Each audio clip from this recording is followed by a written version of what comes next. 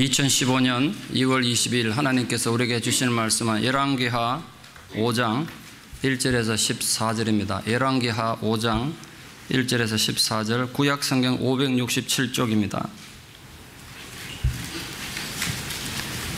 열왕기하 5장 1절에서 14절을 봉독에 올리겠습니다. 아람 왕의 군대 장관 나아만은 그의 주인 앞에서 크고 존귀한 자니 이는 여호와께서 전에 그에게 아람을 구원하게 하셨습니다. 그는 큰 용사이나 나병 환자더라. 전에 아람 사람이 떼를 지어 나가서 이스라엘 땅에서 어린 소녀 하나를 사로잡으매 그가 나아만의 아내에게 수종들더니 그의 여주인에게 이르되 우리 주인이 사마리아에 계신 선지자 앞에 계셨으면 좋겠나이다. 그가 그 나병을 고치리이다 하는지라. 나아만이 들어가서 그의 주인께 아뢰어 이르되 이스라엘 땅에서 온 소녀의 말이 이러이러하더이다 하니 아람 왕이 이르되 갈지어다. 이제 내가 이스라엘 왕에게 그를 보내리라 하더라. 나아만이 곧 떠날 새 은 10달란트와 금 6,000개와 의복 10벌을 가지고 가서 이스라엘 왕에게 그 글을 전하니 일러서되 내가 내 신하 나아만을 당신에게 보내오니 이 글이 당신에게 이르거든 당신은 그의 나병을 고쳐주소서 하였더라. 이스라엘 왕이 그 글을 읽고 자기 옷을 찢으며 이르되 내가 사람을 죽이고 살리는 하나님이냐? 그가 어찌하여 사람을 내게로 보내 그가 나병을 고치라 하느냐? 너희는 깊이 생각하고 저 왕이 틈을 타서 나와 더불어 시비하려 함인 줄 알라 하시니라. 하나님의 사람 엘리사가 이스라엘 왕이 자기 옷을 찢었다함을 듣고 왕에게 보내 이르되 왕이 어찌하여 옷을 찢었나이까? 그 사람을 내게로 오게 하소서. 그가 이스라엘 중에 선지자가 있는 줄을 알리이다 하니라. 나아만이 이에 말들과 병거들을 거느리고 이르러 엘리사의 집 문에 서니 엘리사가 사자를 그에게 보내 이르되 너는 가서 요단강에 몸을 7번 씻어라. 내 살이 회복되어 깨끗하리라 하는지라. 나아만이 노하여 물러가며 이르되 내 생각에는 그가 내게로 나왔어서 그의 하나님 여호와의 이름을 부르고 그의 손을 그 부위 위에 흔들어 나병을 고칠까 하였도다. 다메섹강 아바나와 바라바는 이스라엘 모든 강물보다 낫지 아니하냐? 내가 거기서 몸을 씻으면 깨끗하게 되지 아니하려 하고 몸을 돌려 분노하여 떠나니 그의 종들이 나와서 말하여 이르되 내 아버지여 선지자가 당신에게 큰 일을 행하라 말하였다면 행하지 아니하였으리이까? 하물며 당신에게 이르기를 씻어 깨끗하게 하라 함이리이까 하니 나아만이 이에 내려가서 하나님의 사람의 말대로 요단강에 7번 몸을 잠그니 그의 살이 어린아이의 살같이 회복되어 깨끗하게 되었더라. 아멘. 러시아 위대한 황제 표토르 대제는 아들이 없이 죽어서 작은 딸 엘리자베타가 뒤를 이어 여왕이 됩니다. 엘리자베타 여왕은 평생 결혼을 하지 않았기 때문에 후사가 없어서 독일로 시집간 언니 아들이었던 표토르 3세를 양자 삼아서 후계자로 삼았습니다. 그때 표토르 3세 나이 14세 때입니다.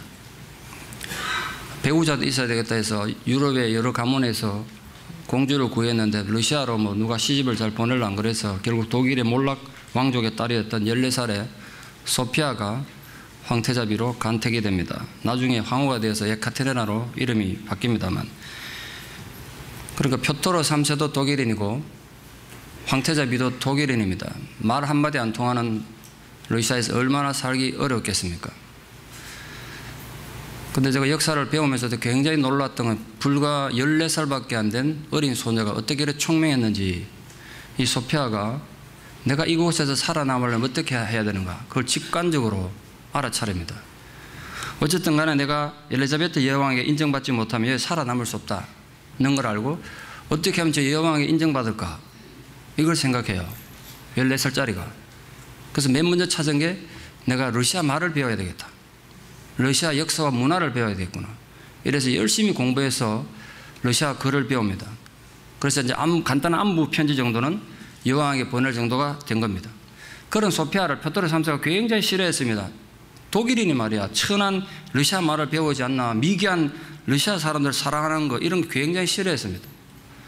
그래서 결혼 첫날 밤부터 철저히 아내인 소피아를 외면했습니다.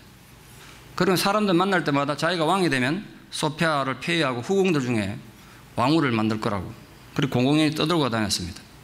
그것도 이 어린 소피아에게 굉장히 스트레스였겠죠. 게다가 아버지 표토르로부터 정치를 배워서 노련했던 정치인이었던 엘리자베트 여왕은 사람을 함부로 믿지 않았습니다. 이 독일인인 이 황태자비를 믿을 수가 없어서 계속 첩자를 붙여가지고 소피아를 감시한 겁니다. 페트로 3세와 결혼하고 엘리자베트 여왕이 죽을 때가 한 18년 걸리는데 그 18년 동안 어린 이 소피아가 숨도 제대로 못 쉬고 정말 힘든 생활을 살아야 했습니다. 그러나 그 고난의 시간을 통해서 이 에카테리나는 점점 성숙한 사람이 되어갑니다. 페트로 3세가 술과 향락에 빠져서 정치를 외면하고 러시아를 미개한 나라로 무시하는 동안 에카테리나는 철저히 겸손함과 또 정말 백성을 사랑하는 마음으로 백성들을 섬기고 사랑했던 그런 마음을 보여주죠. 그래서 백성들도 외국인이지만 자기들 너무 사랑해 주니까 마음을 열고 진정 자기들의 황후로 인정하게 됩니다. 총명하고 유명했던 에카테리나는 더욱 자신을 낮추어서 백성들과 하나가 되려고 노력했습니다. 그러나 왕이 된 페트로 3세는 이제 공공연하게 왕비를 곧 폐위시킬 거라고 떠들고 다녔습니다. 그런데 1762년 7월 9일 뜻밖의 기회가 다가왔습니다. 과거에 러시아와 동맹국이었던 덴마크를 침공하기 위해서 페트로 3세가 군대를 이끌고 전쟁터 가는 바람에 궁궐을 비우게 됐습니다. 그 틈을 타서 에카테리나가 궁정 반란을 일으킵니다. 대부분의 귀족들과 백성들이 그녀를 지지했기 때문에 가능한 일이겠죠. 전쟁터가 있다가 졸지에 왕위를 잃게 되니까 급하게 돌아와가지고 그동안 그렇게 무시했던 아내한테 삭삭 빕니다. 우리 같이 왕하자고. 아내가 하겠습니까? 이런 자에 거절당하고 결국 일주일 뒤에 의문의 죽음을 당합니다. 아마 암살당했겠죠. 에카테리나 여왕은 백성들을 위한 선정을 정말 많이 베풀었습니다. 역사상 처음으로 러시아 국민들에게 공민권이 왜 중요하냐면 누구도 법에 의하지 않고는 체포, 구금, 신문 당하지 않을 권리가 있고 반드시 재판에 있어만 사람이 투옥된다. 이걸 확립한 게 공민권입니다. 그걸 준 사람이 독일인 태생의 이 여왕이었다고요. 특히 문화와 군사력을 확충해가지고 러시아 전 역사에서 황금시대 최고봉을 이룹니다. 그러니까 러시아 전 역사의 가장 위대한 황제. 제가 그랬지 않습니까? 러시아에 대제라는 이름 붙인 사람 딱 두 사람이라고. 한 사람은 페트로 대제고 또 한 사람은 100% 독일인인 여왕이 와가지고 그렇게 대제라는 이름을 받습니다. 러시아 피 한 방울 섞이지 않은 외국인이 이 러시아에 와가지고 전 러시아 역사에서 가장 존경받는 여왕에 대해서 러시아 역사의 기준이 된 겁니다. 오늘 우리가 읽은 본문에서는 또 다른 종류의 역사의 기준이 된 사람을 만나게 됩니다.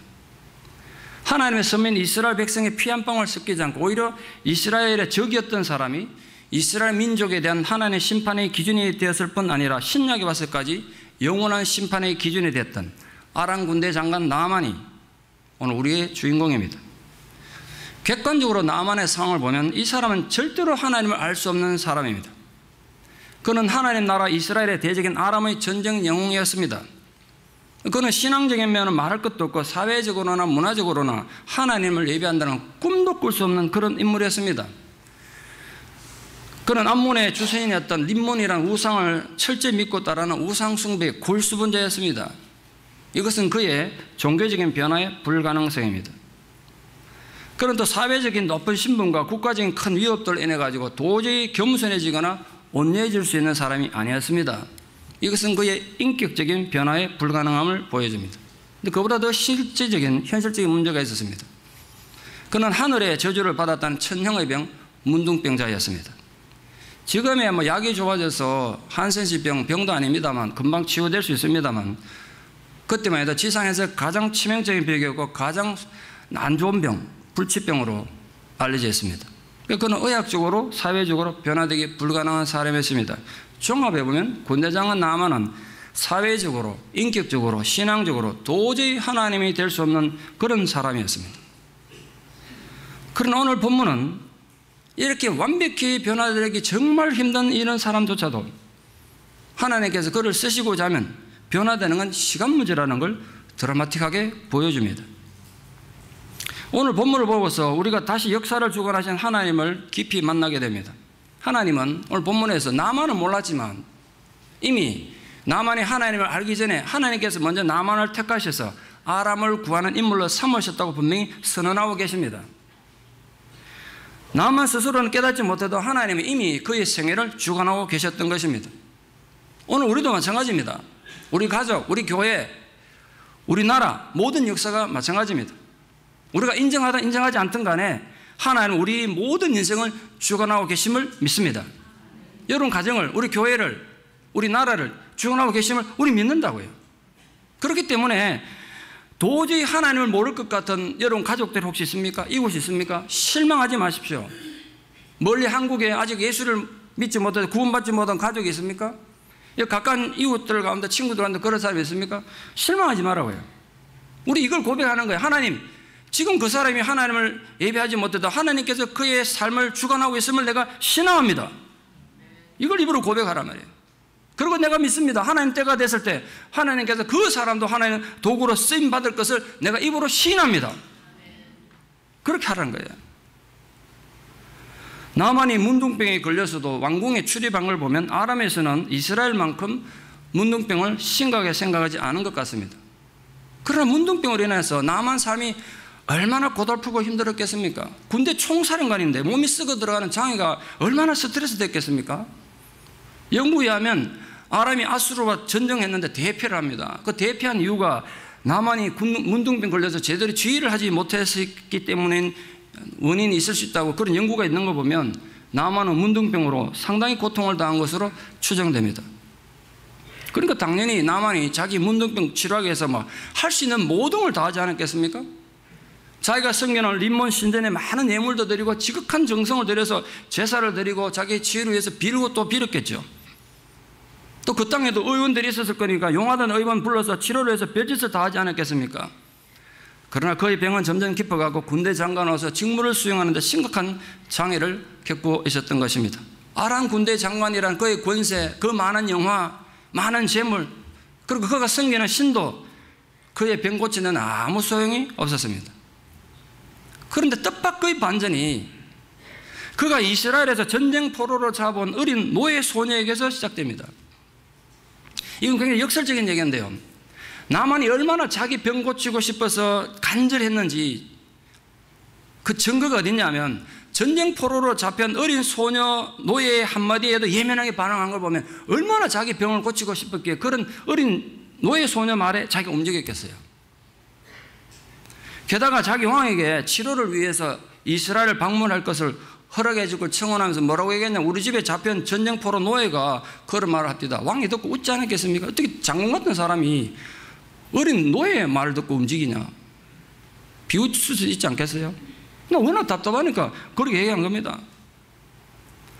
나만이 얼마나 자신의 문둥병 때문에 고통스러워했는지 또 그 문둥병을 치유하기 위해서 얼마나 애쓰고 있는지 알 수 있습니다. 사회적 신분이 높으면 높을수록 추락하면 충격이 큰 법 아닙니까? 나만은 그의 사회적인 출세에도 불구하고 결코 행복할 수가 없었습니다. 그가 비록 나라를 위기에서 구한 난세 영웅일지라도 문둥병 굴레로부터 그게 벗어나게 하는데 아무 도움이 되지 못했습니다. 부귀영화가 무슨 소용이 있겠습니까? 그의 하루하루가 얼마나 비참하고 답답하고 절망적이었겠습니까? 오늘 만약 혹시 여러분 가운데도 그런 답답함을 가지고 오신 분 계십니까?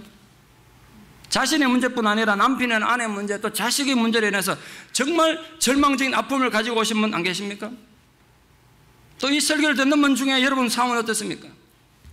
지금 내 상황이 변화되는 것은 정말 불가능하다고 자포자기해서 삶의 희망을 잃어버린 분들 안 계십니까? 소망을 가지십시오. 하나님 기적은 바로 여러분들의 것입니다.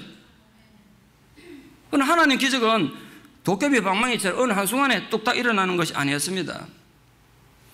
오늘의 역사도 한 이름 없는 연약한 전쟁 포로 소녀, 그러나 하나님에 대한 분명한 신앙을 가진 한 소녀의 정언으로부터 하나님 기적은 출발합니다. 그녀는 어렵고 여자였으며 전쟁 포로 노예였습니다. 다시 말해서 당시 문화에서 인간이 처할 수 있는 가장 낮은 위치에 있었던 것입니다. 그러나 그녀는 하나님에 대한 굳고도 굳어진 믿음을 가지고 있었습니다.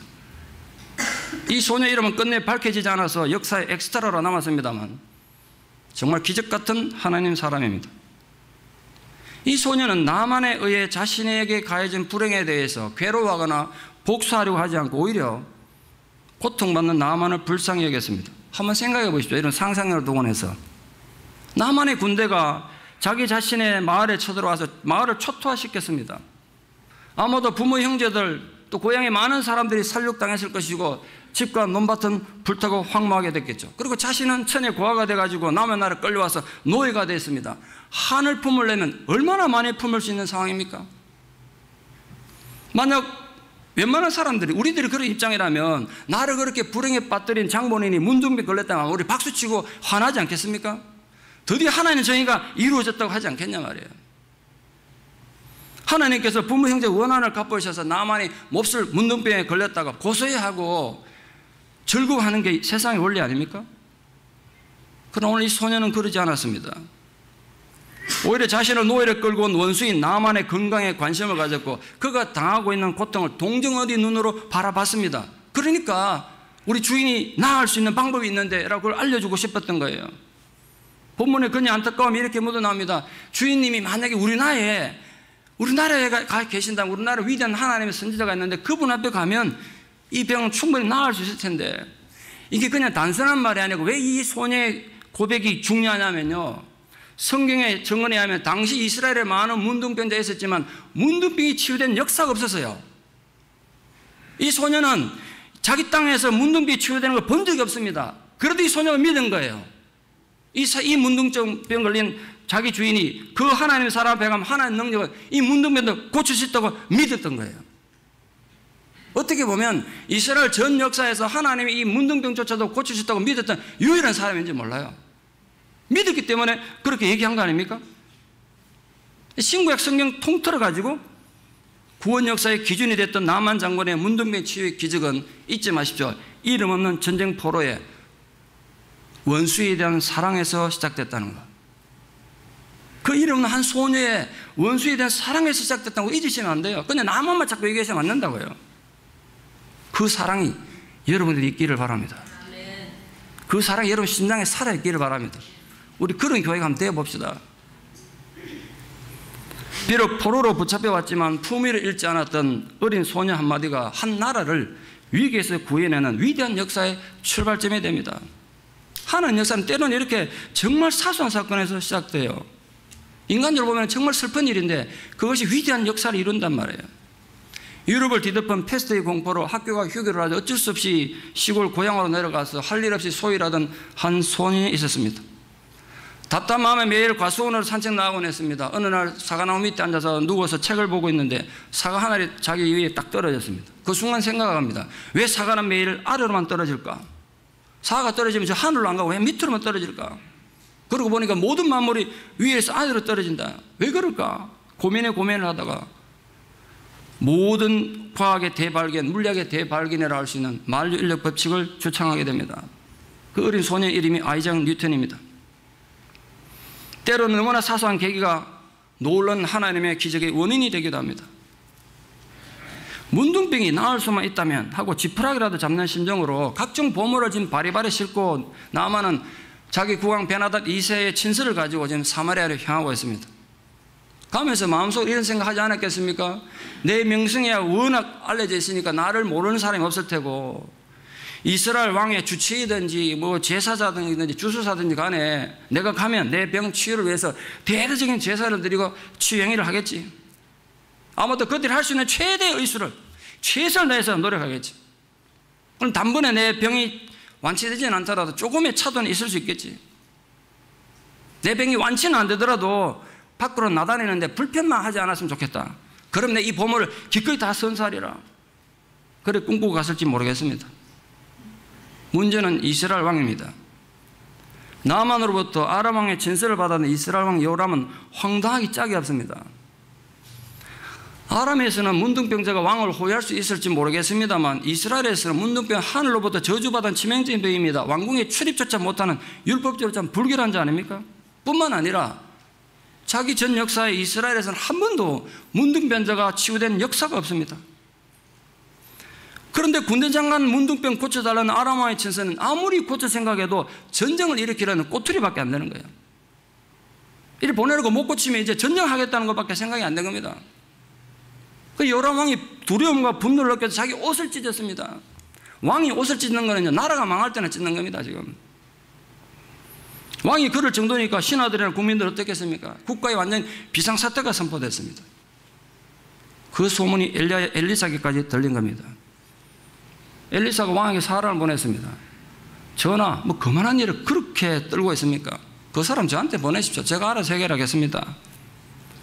평소에 엘리사한테 늘 욕먹고 엘리사를 미워했던 이 요람 왕입니다만 지금 믿을 때라고는 엘리사밖에 없으니까 왕이 죽었다 살아난 기분으로 나아만은 엘리사 집으로 가도록 조치합니다. 제가 만약 나아만이었다면 엘리사 집으로 가라 갈 때 굉장히 기분 나빴을 것 같아요. 실제로 하려면 어떻게 해야 됩니까? 왕이? 잠깐만 기다리십시오. 우리나라에서 엘리사라는 아주 영한 선지자가 있느냐 불러오겠습니다. 불러와야 되는 거 아닙니까? 나보고 그 선지자 집 가라는 거야.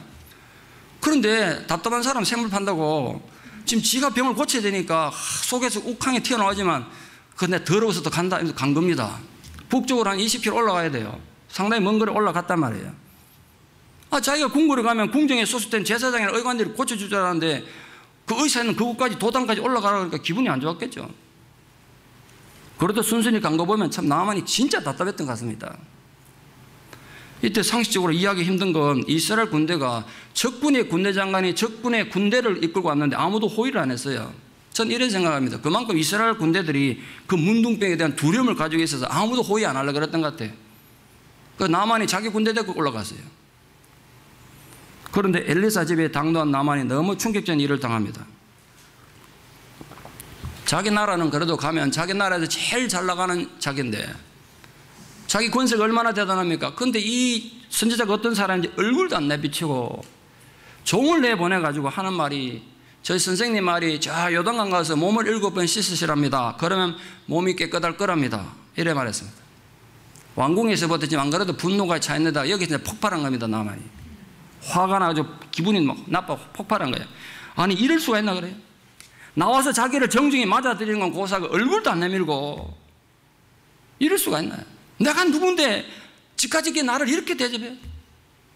내가 기껏 이런 대접 받겠다고 그 먼 길을 흡지고 왔단 말인가? 세상에 알면 천하에 나만 이름이 얼마나 오순골 되겠냐면 화가 나고 속이 뒤집어져서 이렇게 소리쳤습니다. 내 생각에는 선지자 지가 얼마나 잘났는지 모르지만 지가 직접 나와가지고 지가 섬기는 하나님 이름도 부르고 내 환부에 손을 얹고 기도하든지 해서 내 병 고칠 줄 알았다. 근데 기껏 요단강에서 목욕을 하라고. 야, 목욕에서 병 나갔다. 우리나라는 강이 없나? 우리나라는 더 좋은 강이 많다. 내가 목욕하러 여기까지 왔나? 다메섹강, 아바나와 바르바른 요단강보다 훨씬 좋지 않나? 거기 비하면 요단강은 흙탕물이고 시궁창이다. 내가 여기까지 이런 대우 받으러 왔더니 처음부터 어린 계집의 말들은 내가 어리석다. 돌아가자. 화가 나서 나만이 소리칩니다. 여기에 지금 나만의 결정적 실수가 하나 있습니다. 내 생각에는 나만은 자기가 생각한 게 있어요. 자기 병을 이렇게 고쳐줄 것이 자기 나름대로 아무 말도 안 했는데 누가 지 혼자 스케줄을 다 짜놓고 지 혼자 계획을 다 짜놓고 지 생각대로 안 난다고 지금 화내는 겁니다. 나만은 지금 자기 생각대로 행위가 이루어지지 않은 데 대한 분노와 화를 내고 있는 거죠. 여러분 주의하십시오. 우리가 무슨 일을 할 때 내 생각대로 안 된다고 공동체를 얼음 빠뜨리고 하나님조차 비웃는 일을 하면 안 된다고요. 인간이 하나님 앞에 설 때 내 생각이 중요한 거 아닙니다. 제가 목회해보니까 이제 인생을 좀 살아보니까 깨닫는 게 있는데요. 하나님 앞에 서서 하나님이 하려거든 내 생각부터 버리십시오. 그래 하나님 나를 쓰실 수가 있어요. 그게 신앙입니다. 신앙이란 하나님 앞에서 내 생각을 버리는 것. 이거 하나 깨닫는데 저도 세월 많이 걸렸습니다. 나만 아직 거기까지 꿈도 못 꾼 거죠. 그러나 사실 나만이 성전되는 거 충분히 이해할 수 있습니다. 믿음 없는 사람은 그럴 수 있겠죠. 나만이 처음에 이스라엘의 수도 사마리아 갔지 않습니까? 그런데 엘리사는 도단까지 가라 그랬습니다. 상당히 먼 거리인데 북쪽으로 올라가야 됩니다. 도단을 찾아갔는데 이번에 요단강까지 가라 그랬습니다. 이 요단강이 엘리사 집 앞마당에 있는 냇물이 아닙니다. 동쪽으로 한 50km 좀 가야 돼요. 목욕하면 하겠다. 하루 종일 걸어가야 된다니까. 성질 안 나겠습니까? 여러분 같으면. 발 앞에 있는 내 가가 아니란 말이에요. 지도 보세요. 얼마나 먼가. 요단강까지 가라는 거야. 목욕하면 하러. 성질 나겠죠. 목욕하면 하러 그 멀리까지 가라니까 얼마나 성질 나겠습니까? 그런데 하나님께서 인간을 취하실 때는요, 한 부분만 취하는 게 아니십니다. 하나님 취는 언제나 전인격적이세요. 이게 세상 의사들과 하나님의 중요한 치유의 차이점입니다. 나만이 치유되어야 될 것은 지금 몸든 이 병든 문둥병만이 아니에요. 나만이 정말 치유받아야 될 것은 문둥병 걸린 몸이 아니라 마음과 영혼이 함께 치유받아야 했던 겁니다. 그때 만약 나만이 화가 나가지고 자기 나라 돌아갔으면 문둥병이 심해서 비참하게 죽었을 것이고, 그게 빌미로 되어가지고 이스라엘과 아람 사이에 또 피비린 나는 전쟁이 일어났겠죠. 요단강에 가서 몸을 7번 씻으라는 엘리사의 치유책은 일종의 테스트, 시험. 그걸 잘 넘으셔야 돼요. 하나님은 언제나 여러분을 테스트하실 거예요. 네가 이걸 따를 수 있나 한번 보자. 테스트예요. 그러나 영적으로 무지했던 나만은 그걸 모욕으로 받아들인 겁니다. 나만의 화가 난 이유는 딴 거 아닙니다. 딱 한마디로 말하면 뭐죠? 내 신분에 걸맞는 대접을 못 받았다, 이거 아닙니까? 내가 이렇게 대단한 존재인데 너희들이 가면 나를 이렇게 대접해? 그래서 그 사람이 말에서 내려서, 사실은 환자가 의사 찾아가려면 말에서 내려서 엘리사 집에 들어가야 되는 거 아닙니까? 근데 말 타고 기다리는 이유가 뭡니까? 빨리 나와서 나를 맞으라는 거예요. 이게 교만한 거예요, 사람이. 그래 말 타고 지금 기다린 겁니다. 엘리사가 나오고 영접을 기다린 거예요. 그러나 그는 단지 문둥병 치하러 온 한 명의 환자로 취급받은 겁니다. 엘리사는 나만이 바리바리 싸들고 온 보석이나 귀한 옷에는 관심도 보이긴커녕 문 밖에 나와보지도 않았어요. 그리고 단순히 요단강에 가서 몸을 7번 씻으라는 방법만 알려줬습니다. 전혀 예상하지 못한 엘리사의 태도에 나만이 몹시 당황한 건 사실입니다. 사실 여기 엄청난 비밀이 숨겨져 있습니다. 제가 묻겠습니다. 여러분 잘 생각하고 대답하시죠. 오늘 이 대답이 없으면 점심은 없는 겁니다. 요단강에 나만이 가서 7번 몸을 담갔기 때문에 그 요단강물이 나만의 문둥병을 낫게 했다. OX. 어느 쪽입니까? 이북에 오신 분들은 똑똑한 분이 모이신 겁니다. 요단강물이 나만 병 낫게 한 거 아니에요. 그럼 요단강물 무슨 별 볼 일 있습니까? 순종이 낫게 한 거란 말이야. 중요한 건 순종이야. 우리 이걸 잘 모르면 맨날 환상만 쫓아다녀. 순종은 없으면서 기적만 쫓아다닌다고. 그 7번 내려갈 수 있는 순종이 있느냐? 요단강물이 아니라는 거 잊지 마십시오. 치유의 핵심은 순종이지 요단강물이 아니야. 나만은 건 전혀 몰랐던 거죠. 그때 놀랍게도 나만의 종 하나가 나서서 나만을 달랬습니다. 장군님, 만약에 선지자가 장군님들어 더 하기 힘든 일, 더 어려운 일 하라 그래도 병 낫는다면 해야 안 되겠습니까? 그런데 강에 가서 몸 씻는 일, 쉬운 일 하라고 했다 해서 우리가 화낼 필요는 없지 않겠습니까? 우리 좀 둘러가더라도 어차피 집에 가려면 가야 되니까 동쪽으로 좀 둘러갑시다. 가서 목욕하고 갑시다. 화를 내다 가만히 들어보니까 나쁜 말이 아니거든요. 제가 이 점에서도 나만을 인정해야 한 가지 본받을 점이 있어요. 아래 사람 말에 귀를 기울일 줄 알았다는 것. 예나 지금이나 내 생각이 맞다고 해서 나는 내 생각이 더 옳다고 생각하지, 그러나 진리는 아니에요. 그게 진리가 아니라고. 때로는 비천한 종의 말일지라도 듣는 게 만수무강의 지름길일 때가 많습니다. 여러분 너무 고집 부리지 마십시오. 제가 여러 번 말씀드렸습니다. 고집센 건 때로는 스스로 무덤 파는 경우가 많습니다. 우리 역사에 익히 잘 알려진 일입니다만, 항우와 유방이 마지막 대결에서 초나라 항우가 10배나 되는 군사력을 가지고도 유방한테 패배해가지고 자기도 죽고 나라가 망했던 이유는 고집 때문이다. 항우는 고집이 망했다는 유명한 유래가 있지 않습니까? 나만은 부하의 조언을 듣고 기분 나쁜 감정을 극복하고 요단강으로 내려갔습니다. 이게 너무 중요해요. 기분 나쁜 감정을 참는 것. 실천하는 제자란 딴 게 아닙니다. 기분 나쁜 걸 참는 거예요. 이게 그리스도를 따르는 제자들의 정말 중요한 신앙의 자세예요. 목사님 제게도 너무 중요해요. 왜냐하면 저도 순간순간 기분 나쁠 때가 얼마나 많은지. 사실 기분 나쁜 걸 사발로 들자면 제가 제일 많이 안 마셨겠습니까? 어쩜 매일 기분 나쁜 걸로 제가 배 채울지 모릅니다. 그래서 맨날 제가 요즘 배가 나옵니다. 근데 제가 깨닫습니다. 목사든 평신도든 주님을 따르는 실천하는 제자가 되려면 그 순간에 기분 나쁜 걸 참을 수 있어야 한다. 얼마나 많은 사람들이 그 순간에 기분 나쁜 감정을 참지 못해서 자기 인생 전부를 파괴했는지 얼마나 많은지 모릅니다. 그런 사람. 아마도 일어나는 많은 살인사건이 그 순간에 감정을 이기지 못해 일어났을 거예요. 요단강으로 내려가는 그 순간이 나만 일생이 전혀 새로운 살 길을 살게 되는 전혀 다른 차원의 새 세상을 사는 출발점이 된 겁니다. 그 과정을 통해서 하나님께서 나만에게 요구하셨던 건 그 나만이 오랫동안 찌들었던 그 교만이 꺾여지고 깨지는 거였어요. 그래야만이 그가 하나님을 의지할 수 있기 때문에 그랬습니다. 인간이 교만하고서는 절대로 하나님과 바른 관계를 맺을 수 없습니다. 제가 신앙을 나와서 내 머리에 아무리 신학적인 지식이 있어도 하나님 앞에 교만하면 여기 있는 지식 아무짝에 쓸모없는 거 아시죠? 아무짝에 쓸모없어요. 인간이 교만하고는 결코 하나님과 바른 관계 맺을 수 없고, 교만한 인간은 하나님도 어쩔 수 없다는 말은, 교만은 하나님보다 자기를 더 위에 두는 것이기 때문에 하나님 필요성을 안 느껴요. 그만큼 교만이 무섭다는 겁니다. 그 교만이 꺾인 후에 하나님 반드시 요구하는 게 있습니다. 진짜 교만이 꺾였느냐 안 꺾였나 알 수 있는 방법 하나, 순종할 수 있느냐 이거예요. 근데 그 순종이 그렇다고 내가 동의가 되고 이해가 되면 누가 순종 못 하겠습니까? 들어보니까 말도 안 되고 얼토당토 하는 소리야. 너무 억울한 소리야. 너무 황당한 소리야. 그런데도 너 이게 하나님 말씀이기 때문에, 이게 하나님의 사랑이기 때문에 할 수 있겠냐고 오늘도 우리가 묻는 거예요. 이 나만의 사건을 통해서. 나만이 요단강에 들어가 몸을 담그기 시작합니다. 만약에 요단 강물이 치유할 수 있는 힘이 있었다면 거기 한 번 들어가고 나오니까 약간 차도가 있고, 두 번 들어가 나오니까 좀 더 차도가 이래야 되겠죠. 그러지 않았습니다. 6번 들어갔다 나와도 여전히 문둥병자였습니다. 성질 급한 사람 같으면 6번 갔다 나도 아무 표현 흔적이 없어. 그럼 그냥 가버린다고. 그럼 그의 삶도 거기서 끝났겠죠. 7번째 강물에서 나왔을 때 그의 살길이 어린아이의 살길처럼 깨끗해졌습니다. 나만은 나음을 입었습니다. 그의 몸이 깨끗해졌을 뿐 아니라 그의 전 인격의 변화를 일으켰습니다.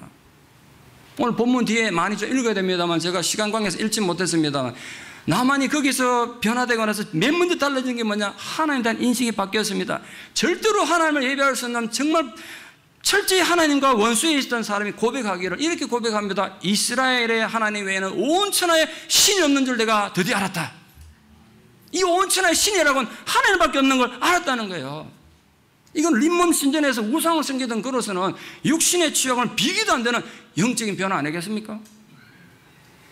아울러서 하나님의 사자에 대한, 하나님의 사람의 시각도 바뀌었습니다. 얼마나 공손한 태도로 엘리사에게 대하는지 모릅니다. 자기가 무릎 꿇잖아요, 앞에. 아까는 말 타고 안 나왔다고 성질 부르던 사람이 그 앞에 무릎을 꿇어요.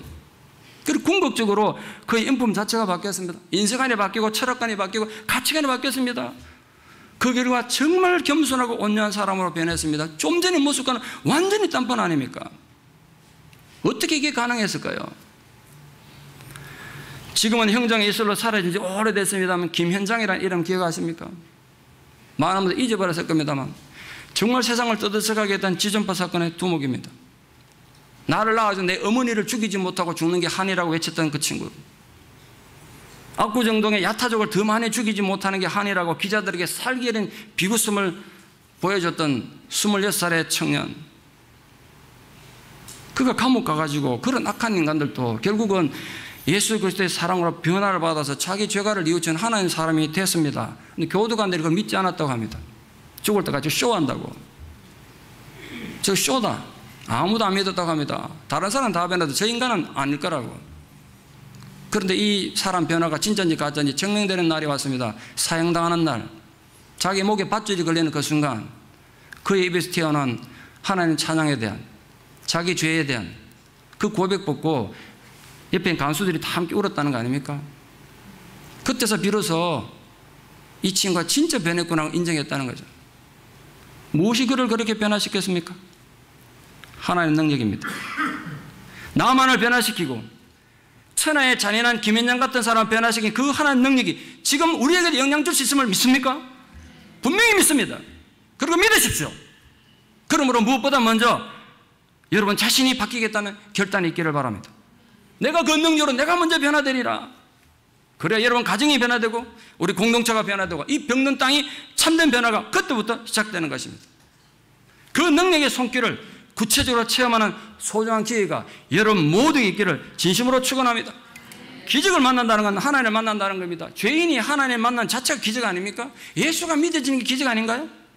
우리가 하나님을 만났다면 이미 기적을 다 체험한 사람들입니다. 나만의 오늘 치유 사건은 단순히 문둥병이 기적적으로 나왔다는 치유 사건에 초점이 있는 게 아닙니다. 이를 얻는 전쟁, 이스라엘 전쟁 포로 당시 문화에서 가장 초라한 연약한 존재로부터 지나가는 말처럼 들은 한마디에 나만이 즉각 반응했다는 사실입니다. 단지 생각만 한 것이 아니라 자기 왕에게 나아가서 청원을 하고 많은 답례품을 준비하고 먼 길을 여행하는 수고와 겸손한 순종으로 말씀에 대한 올바른 반응을 보임으로써 치유를 받았다는 사실. 당시에 하나님 백성들 사이에서는 절대로 찾아볼 수 없었던 순종의 혁명이라 저는 생각합니다. 사실 나만이 엘리사의 명령에 쉽게 순종할 수 있는 상황이 아니었지 않습니까? 성질날만 하지 않습니까? 나만 입장에서 정말 불리해 보이고 한편으로 한나라의 군대 장관에게 너무 무리하게 보이는 요구 아닙니까? 그런데 그런 요구에도 나만의 순종함으로써 하나님 은혜를 입었다는 겁니다. 이 사건이 오늘 우리에게 말하고자 하는 이거예요. 그에 비해서 이스라엘 백성들은 하나님에게 매일 제사 드리고 하나님 백성이라고 말하는 이스라엘 백성들은 엘리야와 엘리사 같은 인류 역사에 복이 드문 위대한 선자들이 숱한 기적과 애타는 외침으로 오랜 세월 하나님의 말씀을 전했지만 누구도 듣지 않았다는 거예요. 나만은 지나가는 여종의 한마디에 반응하고 자기 인생을 바꿨는데 하나님의 백성이라는 그들은 엘리야와 엘리사를 통해서 외치는 그 외침에 아무도 귀 기울이지 않았다는 거예요. 그 얘기하는 거예요. 지금 이 본문이.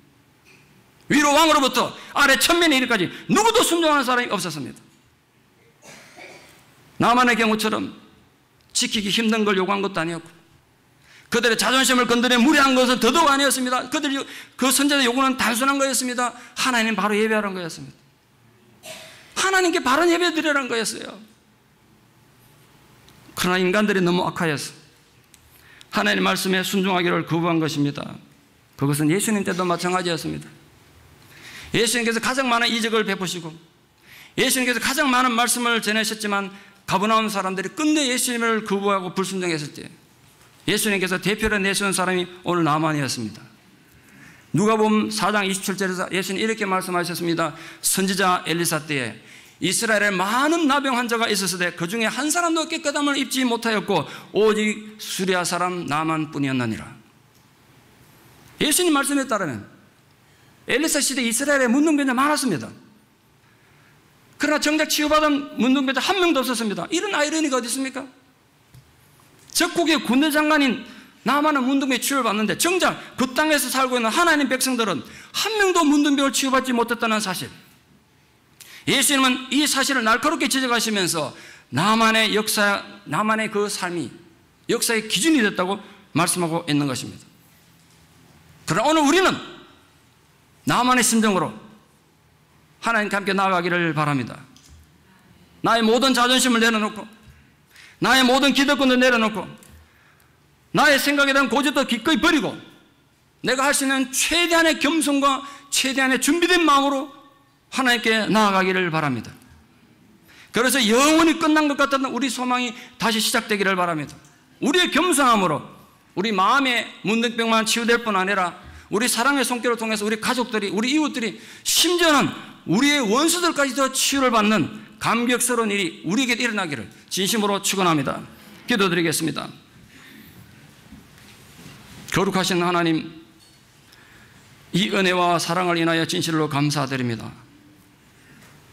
엘리사 시대에 이스라엘 땅에는 많은 문둥병자가 있었지만 한 명도 나음을 입지 못하고 이방인 수리아 사람 나만뿐이었다는 주님의 한탄을 우리가 가슴에 깊이 새기고 돌아갑니다.